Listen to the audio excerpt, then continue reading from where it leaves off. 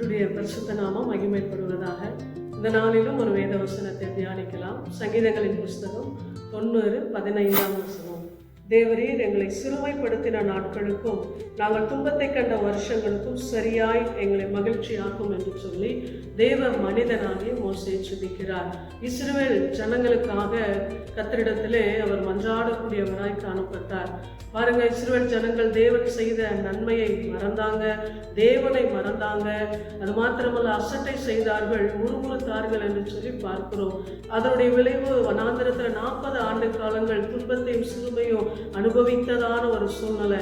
அதை மாற்றி கானான் தேசத்திற்குள்ளாய் கர்த்தர் பிரவேசிக்க கிருபை செய்தார். இதை பார்த்து கொண்டிருக்கிற உங்களுடைய வாழ்க்கையிலும் சிறுமையின் அனுபவம், துன்பத்தை கண்ட வருஷங்களாய் காணப்படலாம். எத்தனை ஆண்டு காலமா இருந்தாலும் பரவாயில்ல, விசுவாசத்தோடு ஜெபிங்க.